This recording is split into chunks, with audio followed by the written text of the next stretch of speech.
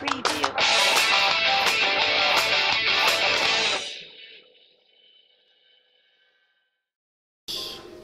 Bien, donc on souhaitait cette conférence de presse pour donner la position de la section Parti communiste du Grand Châlons à propos des municipales à Chalon-sur-Saône. Donc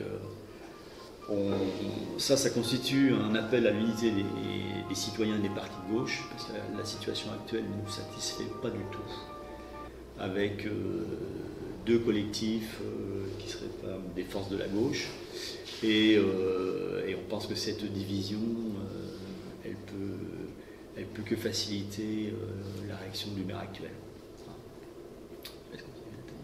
Oui, on est conscient que Châlons mérite une autre équipe municipale, que cette ville a besoin d'une dynamique citoyenne localement pour porter des choix, parce que la période se caractérise par une crise écologique, une crise sociale, une crise politique.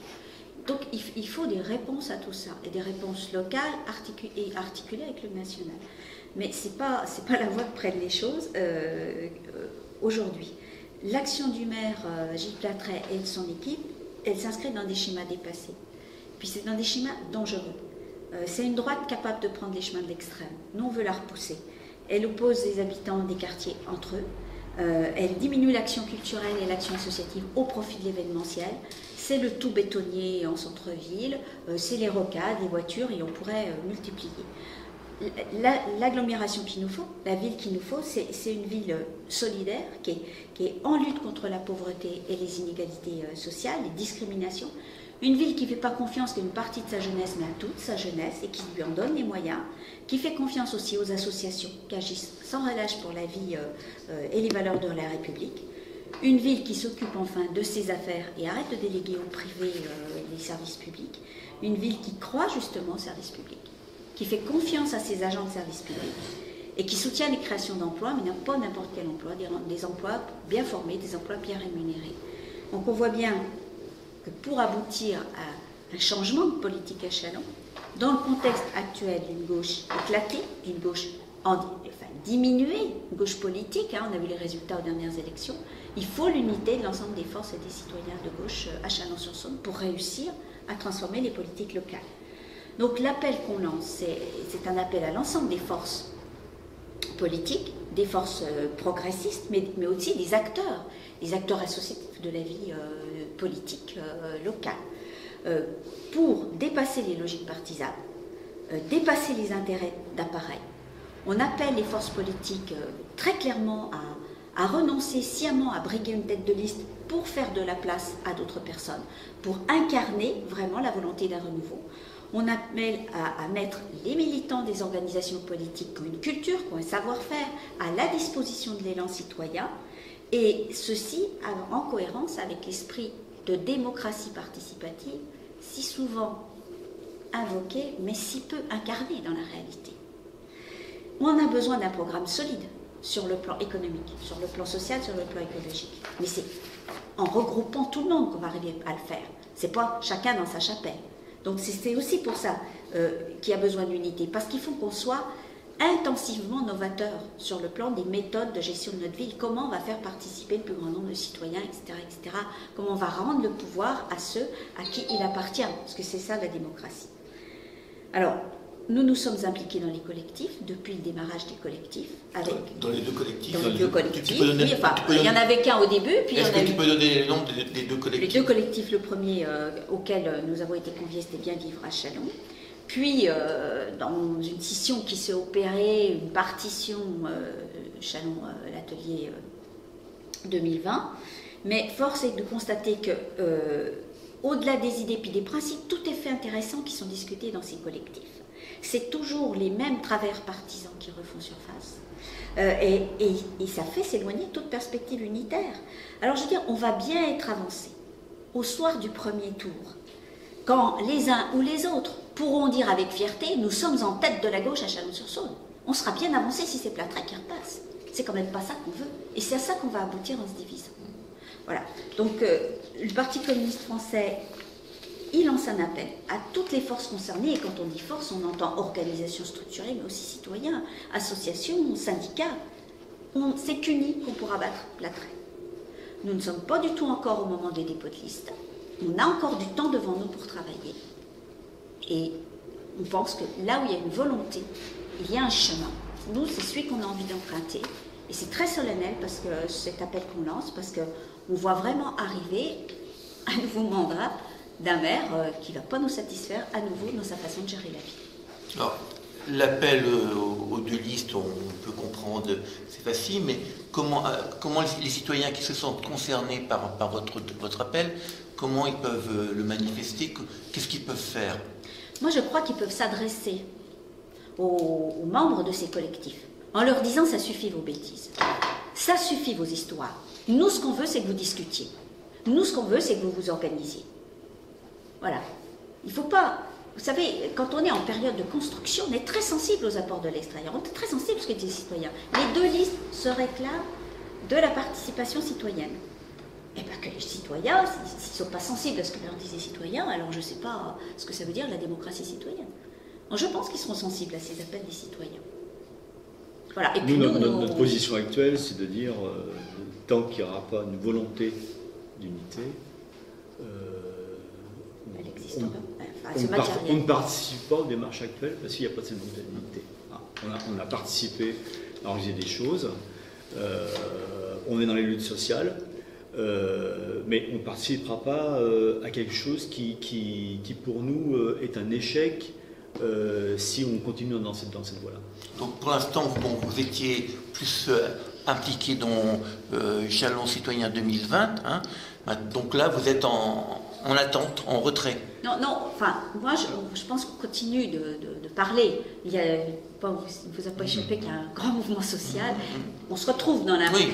On continue de parler. Parler est la façon de faire avancer les choses. Hein. Voilà. Participer à des initiatives ou autres, peut-être une autre façon de faire. Si un atelier propose une réunion publique, on ira, on va redire le besoin d'unité, etc. Voilà, mais on veut pas ne rien faire. Aujourd'hui, on dévoile. On le dit clairement et publiquement. Et on interpelle la société civile. On interpelle les citoyens. Beaucoup se sont rendus compte de tout ça, de ce qui était en train de se passer. Et s'en désolent, parce que si les uns ou les autres nous disent « Oh, on m'a demandé d'y aller parce qu'on aime bien... » Si, il y a des citoyens qui me demandent. Moi, je peux dire la même chose. Il y a beaucoup de citoyens qui viennent me dire « C'est quoi ce bazar? C'est quoi ces fous furieux, là, qui sont en train... Qu'est-ce que vous nous faites, vous, là, les politiques ?» Bien sûr qu'il y a des citoyens qui demandent l'unité, qui sont conscients que la gauche est éparpillée, qu'elle est plutôt en situation de faiblesse et qu'elle a besoin de se regrouper pour pouvoir faire quelque chose sur Jalons. Pourtant, en 2014, la carte du regroupement, la carte d'une liste unitaire a été jouée en 2014 et on a vu le résultat. Ouais. Donc, le résultat, justement, c'était aussi... les difficultés actuelles font partie aussi d'une histoire plus récente, où il y a des gens de gauche qui ont été désespérés de ce qui se passait. Et c'est pour ça aussi que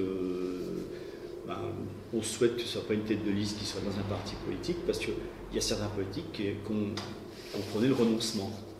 Et alors, maintenant, on a vu hier, le Parti communiste a organisé à Saint-Denis un rassemblement de toute la gauche, dans son intégralité, au sujet des retraites. Bien, très bien. ADP aussi. Et ADP, oui. On acte de la chose, mais effectivement, la situation, et c'est pour ça que nous on le lie aussi à la situation nationale. Plattray, actuellement, la réforme des retraites, on n'entend pas trop parler autour de ça, parce que je pense que globalement, il est d'accord avec, voire même pire. Plattray, quand il va sur l'hôpital, il omet de dire la politique nationale de l'UMP, c'était de supprimer les hôpitaux, et ils ne sont pas gênés de le faire, comme ils n'ont pas gêné de le faire, de supprimer des postes d'enseignement dans tous les services publics. Bien. Donc maintenant, il y a une opposition feutrée, on va dire, de façade, mais Plattray, c'est la droite qui veut supprimer les services publics, qui veut baisser les retraites, c'est Fillon, c'est tout ça, quoi. Donc les gens sont dans la rue, c'est pas, je veux dire, il faudrait pouvoir interpeller Plattray, tiens, peut-être qu'on le fera, qu'est-ce qu'il pense de la réforme des retraites et qu'est-ce qu'il propose à la place. Voilà. Donc, et puis sur l'hôpital aussi, hein, parce que c'est bien beau de défendre l'angioplastie à Chalon, quand d'autre part, au niveau du programme national de Fillon, il y a des suppressions d'hôpitaux, etc. Voilà. Donc nous, on n'en veut pas de Plattray, aussi pour des raisons nationales. Comme effectivement, en 2014, Il y a des gens qui ont été déçus parce que nationalement, il y a des choses qui n'étaient pas acceptables socialement et écologiquement. Voilà. Donc là, il y a un retour, on va dire, vers des valeurs de gauche. Il y a des gens qui sentent bien que le système actuel, on arrive dans une impasse au niveau social, au niveau écologique, au niveau démocratique aussi. Et ben, il faut réinventer autre chose. Et on ne le réinventera pas, chacun dans sa petite chapelle. Et puis, on ne le réinventera pas aussi si les gens prennent pas, participent pas aux choses. Hein, parce que les questions de pouvoir, ça marche dans les deux sens. Il y a des gens qui sont encore trop attentistes. Là, il y a une réforme catastrophique sur les retraites. Il n'y a pas encore de gens qui sont... il y a encore des gens qui attendent un petit peu ce qui se passe, quoi. Et pourtant, ça va être dramatique, quoi. Les réformes précédentes, toutes, hein, ont cassé, ont diminué notre système de retraite. Et celle-là, ça va être encore une autre chose, quoi, encore pire, quoi. Donc voilà, donc c'est, pour nous, on ne peut pas distinguer l'échelon local de l'échelon national. On le voit sur les financements, la taxe d'habitation qui est supprimée, c'est des ressources en moins pour les communes. La politique, je veux dire, moi ce que je disais des fois dans les réunions des collectifs, on ne fera pas des Chalonnais heureux avec des retraites misérables. Voilà. Et derrière, il faudra gérer tous ces retraités misérables qui existent déjà, hein, mais qui seront encore plus nombreux. Donc voilà, donc il faut, nous ce qu'on insiste, c'est la cohérence entre les politiques locales et les politiques nationales. On ne peut pas avoir un double discours local et national. Alors si au mois de février, il n'y a pas d'union entre Châlons Citoyen 2020 et Bienvenue à Châlons, quelle va être votre position en tant que parti communiste? On l'affinera à ce moment-là. Voilà. Aujourd'hui, on n'est pas à se dire... c'est perdu. C'est perdu. Si on lance un appel, c'est pas pour qu'il tombe dans l'eau, c'est pour que des gens réagissent. Sinon, si on pensait que c'était perdu, j'aurais pas demandé de venir. On s'est beaucoup questionné. Est-ce qu'on continue de travailler en interne? Est-ce qu'on met ça sur la place publique? Parce que là, on est en train de dire des choses vraiment très sympathiques sur les gens avec qui on est en train de bosser. Mais on s'est dit, on prend cette décision parce que c'est la seule qui politiquement nous semble responsable. Enfin, qu'on peut on le voit actuellement. On ne peut pas déconnecter les problèmes locaux des problèmes nationaux. Parce que comment on fait quand on a une liste locale? Alors bien sûr, on va régler des problèmes, mais comment on fait derrière pour passer à l'élection supérieure, hein? Et on voit bien que le national, il y a une recentralisation que Macron, c'est une recentralisation qu'il fait, hein. Donc on voit bien qu'il y a des choses qui échappent de plus en plus sur les élus locaux, leur pouvoir est de plus en plus limité, et du coup, comment on fait dans ces... Voilà, on accepte de gérer dans le précaré qu'on nous laisse, où on mobilise des citoyens pour dire, mais on n'a pas assez de sous pour nos budgets, donc il faut une autre politique nationale de redistribution en direction des communes. Il faut des services publics partout, et pas les fermer. Voilà, c'est pour ça la limite de l'action locale, elle se trouve là. Et puis, dernièrement, quand on vote pour les sénatoriales, par exemple, ces listes, on va dire, apolitiques, elles votent pour qui? La question ne se pose jamais. Voilà, donc à un moment donné, il y a aussi des choix nationaux à faire. Donc on ne peut pas... Voilà, il y a les retraites en ce moment. Quelle est la position des listes qui sont, on va dire, apolitiques sur les retraites? Forcément, les gens ils ont une position. Elle est quoi? Alors on vous dit, non, mais moi je ne m'occupe pas des retraites. Alors ça concerne tout le monde. Ça concerne le niveau de vie des petites mamies et des papis et puis de nos futurs enfants quand ils seront en retraite. Donc c'est pas possible de ça. On a un système qui devient de plus en plus difficile, le système capitaliste, qui pousse de plus en plus loin l'atteinte aux droits sociaux, à l'écologie. À un moment donné, on ne peut pas faire comme si on pouvait mettre des rustines partout, quoi. Donc il faut réinventer quelque chose. Nous, on propose des solutions. On ne dit pas qu'on a la vérité, mais on les propose et on veut bien marcher avec des gens qui veulent éventuellement les écouter et en discuter. Ceux qui ne veulent pas en discuter ou pas les écouter, même du tout, on n'a rien à faire avec eux, quoi.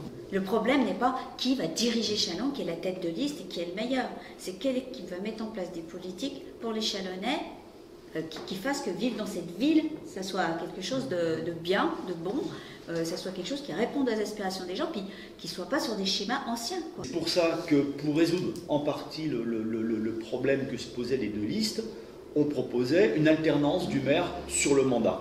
Voilà. On a proposé ça, on a proposé que la tête de liste ne soit pas un des 2 anciens élus, mais voilà. Pour l'instant, c'est pas entendu. Et pour l'instant, c'est pas entendu, et personne ne consent l'effort. Personne ne consent l'effort. Les Verts, dans une espèce de populisme, la Vert, là, qui prétend que la gauche doit être derrière elle, les socialistes qui n'ont pas pigé, qui sont qu'à 6%. Il faut que tout le monde fasse l'effort. Nous aussi, on a 2,5%. Non, mais on se regarde avec lucidité, quoi. On en est là. Donc aujourd'hui, on ne joue pas les cadors pour savoir qui est le plus gros que l'autre. Parce que pendant ce temps, il y a l'ogre là qui est derrière, et puis qui fait son... qui se frotte les mains, qui dit tant mieux. Tant mieux, les gens qui ont besoin de politique sociale, la prochaine fois, ils seront pas là, ils iront pas voter, puis moi je continuerai de faire des petites politiques. Voilà.